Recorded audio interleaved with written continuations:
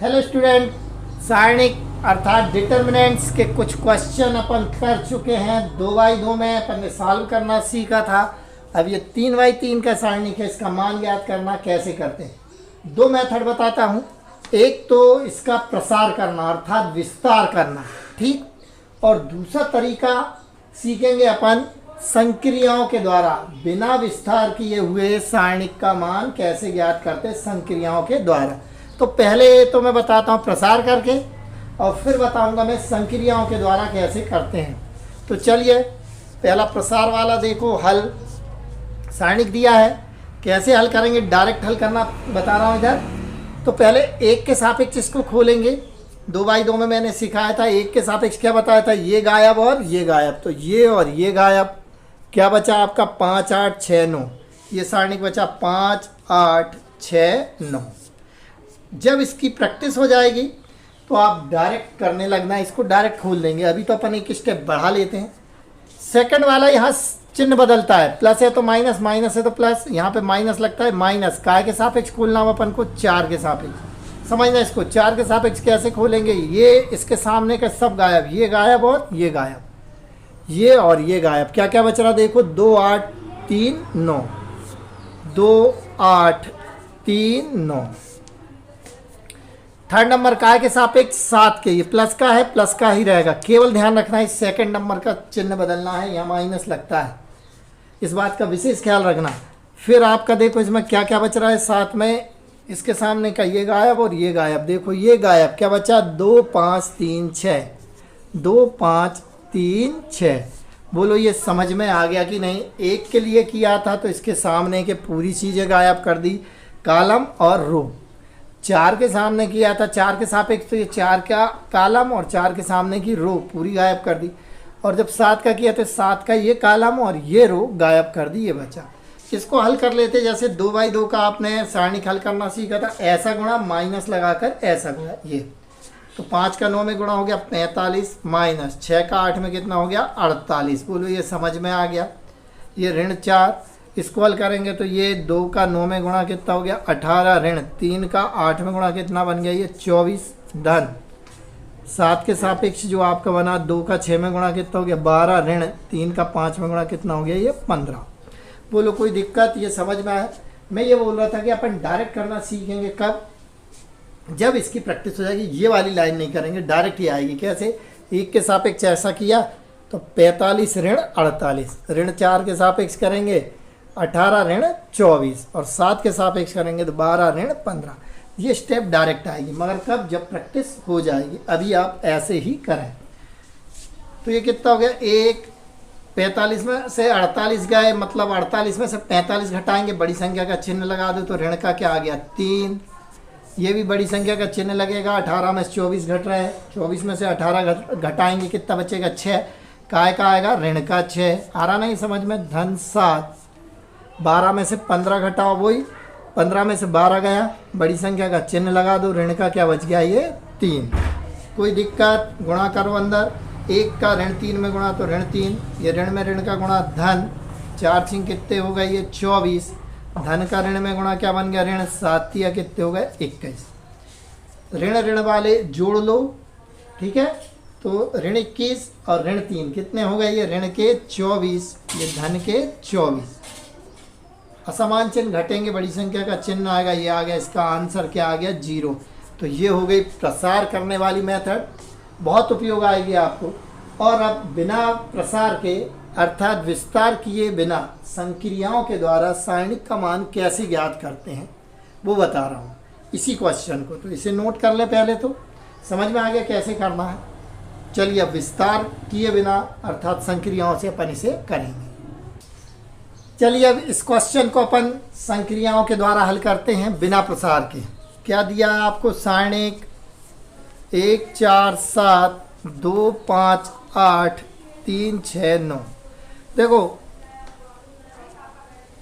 क्या दिख रहा है अब आपको, संक्रिया अगर इसमें से इसे घटा दें तो यहाँ बनेगा ऋण 1, 4 में से 5 गया ऋण 1, 7 में से 8 गया ऋण 1 बनेगा। ऐसे ही R2 में से R3 को माइनस कर दें तो ऋण 1, ये ऋण 1 ऋण 1। जब दो रो एक समान हो जाए, सारणिक के नियम लिखवाए, कॉपी में देखो अपने, जो सूत्र वाली कापी है, जब सारणी की स्टार्ट किया था उसमें देखो, जो ऑनलाइन पढ़ रहे हैं वो फर्स्ट वीडियो में देखें, नियम लिखवाया है कि यदि दो रो या दो कॉलम समान हो तो सारणी का मान क्या हो जाता है, शून्य, बताया था। तो ये बन रहा है दूसरी संक्रिया, ये भी दिख रही है अपन को। ये अगर R2 में लगाएं, R2 में से C2, ये कॉलम कहलाएगा, C2 में से C1 घटाएं, 4 में से 1 गया 3, 5 में से 2 गया 3, 6 में से 3 गया 3, और C3 में से C2 को घटा दें, 7 में से 4 गया 3, 8 में से 5 गया 3, 9 में से 6 गया 3, फिर ये 3 3 3 3 3 3 ये बन जाएगा। संक्रिया कैसे भी करके लगा सकते हैं, जोड़ भी सकते हैं, घटा भी सकते हैं।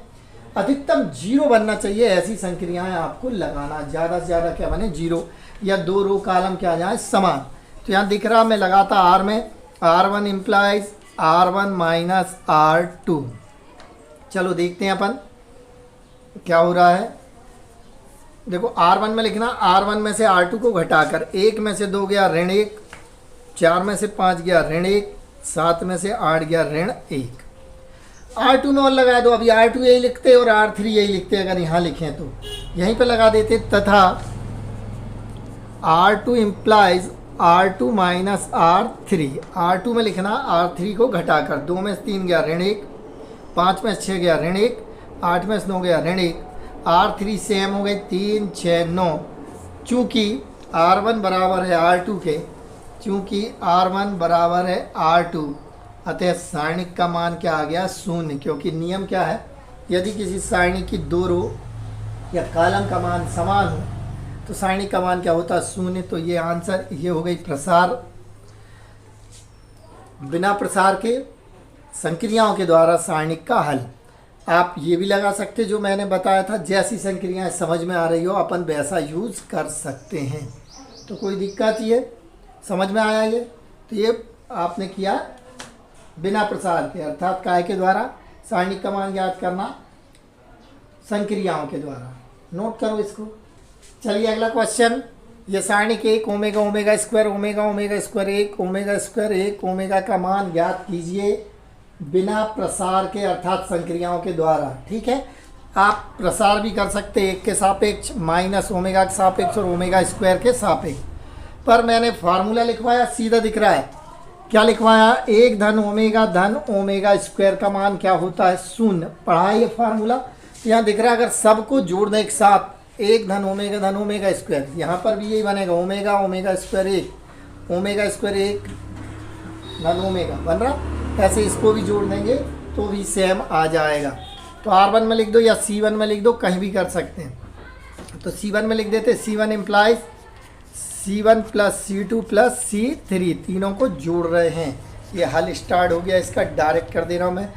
तो ये क्या दिख रहा है आपको, जब यहाँ लिख रहे हैं तो यार 1 धन ओमेगा स्क्वायर, R1 में भी कर सकते हैं, ओमेगा स्क्वायर प्लस 1, ये तीनों 1 plus omega square, omega square plus 1, इन तीनों को जोड़ेंगे तो omega square plus 1 plus omega.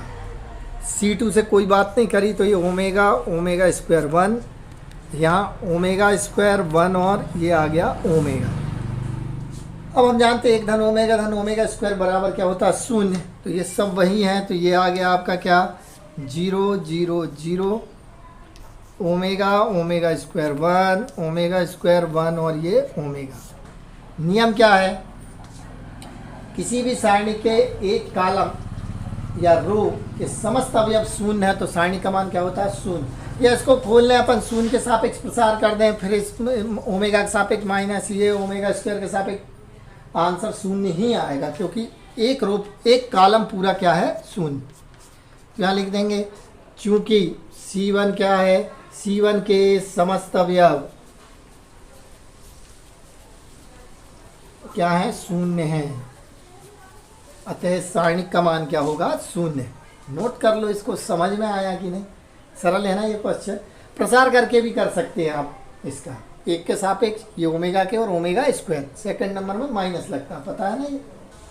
चलिए अगला क्वेश्चन, 1001 998 1002 999 1003 और 1000 का मान ज्ञात कीजिए। देखो संक्रियाएं कब यूज करना है, जब बहुत बड़े आंकड़े हों, ठीक, और कम छोटे नंबर हैं तो आप डायरेक्ट प्रसार कर हल कर सकते हैं। और संक्रिया ऐसी लगाना, ज़्यादा से ज़्यादा जीरो बना लो, उसके बाद प्रसार कर दो। तो अब इसको आगे आएंगे क्वेश्चन बताऊंगा। अब इसको देखो, यहाँ दिख रहा होगा आपको कैसी संक्रिया लग रही। अगर अपन R2 में लगाएं, R1 को घटा दें तो एक में से एक जाएगा, क्या बच जाएगा यहाँ 0। 1002 में से ये 1001 गया तो कितना बचेगा 1, और 999 में से 998 चले जाएंगे तो भी 1। R3 में लगा दें इसको घटा के तो एक में से एक गया 0, 1003 में से 1002 गया, कितना बचेगा 1, और 1000 में से 999 गया तो कितना बचेगा 1। ये और ये समान आ जाएंगे, आंसर क्या आ गया 0। और भी लगा सकते हैं अपन, दिख रहा होगा। और क्या संक्रियाएं लग सकती है आपको, कॉलम में भी यूज कर सकते हैं। तो मेरे हिसाब से तो डायरेक्ट रो में दिख रहा है, रो में लगा देते हैं। हल प्रारंभ करते हैं, इसका क्या आ रहा देखो ज़रा। तो R2 में लगा रहे हैं, इम्प्लाइज R2 माइनस क्या कर रहा है R1। जिसमें लगाते वो पहले लिखते, ये ध्यान रखना। अपन ने हल किए थे जब बताया ना मैंने। तो ये हो जाएगा अब आपका डेल, मतलब सारणी क्या हो रहा है, R1 से कोई बात नहीं करी, 1, 1001, 998। R2 में से R1 को घटा कर लिखना है, इसमें से इसको घटा रहे। एक में से एक गया, क्या बचा 0। 1002 में से 1001 गया, कितना बचा 1। 999 में से 998 गया, क्या बचा 1। अब ये R3 में से R2 को घटा के लिख दे रहे। ध्यान रखना, इसमें से इसको मत घटाने लगना, ठीक है।